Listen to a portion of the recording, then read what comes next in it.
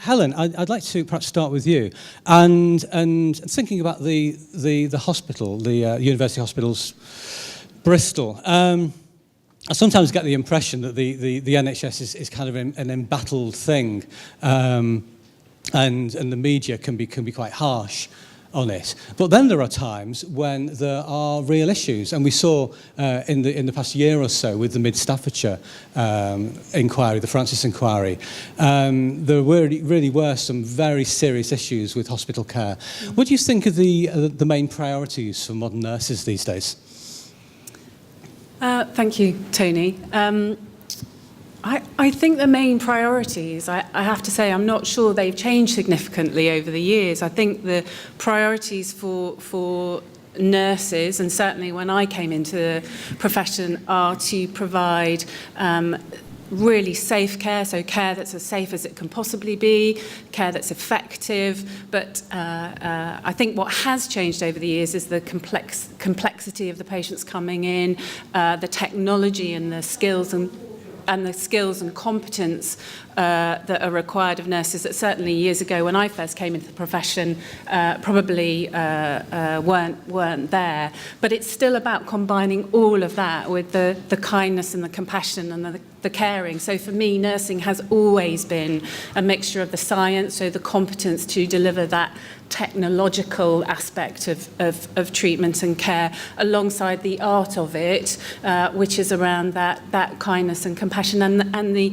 individualised, as much as one can, individualised care for people coming into hospital. So the art and science of care. Do Absolutely. you think, do nurses have time to care?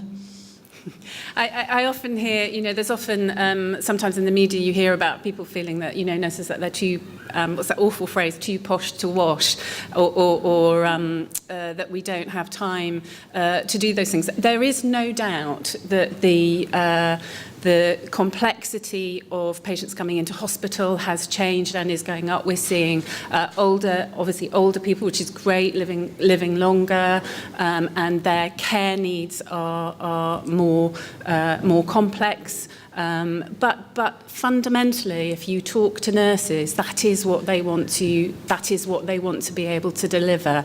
And we have to very quickly, having never met someone before, never met them or their family, and they come in a very vulnerable position, have to develop trusting, good, strong relationships with that family. Often for people that we don't see again, or a couple of years down the line. So it's a big ask to do, but if you talk to nurses, I talk to student nurses a lot, I talk to the ward staff when I go back to the floor, which I do very often, that's what the nursing and other healthcare professional staff want to do.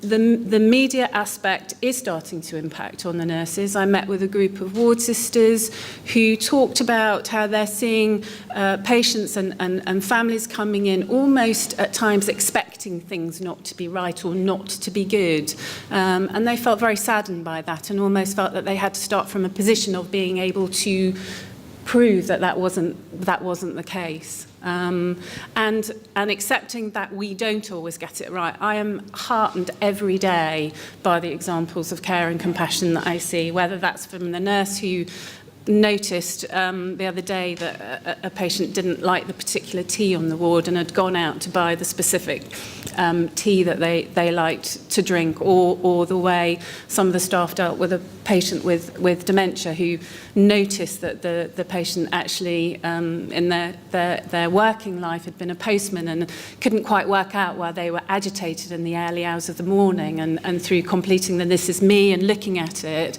and actually being able to settle that patient in the early hours of the morning by having some envelopes and some papers, and he settled and his agitation settled. I see things like that every day. Okay, thanks, Helen.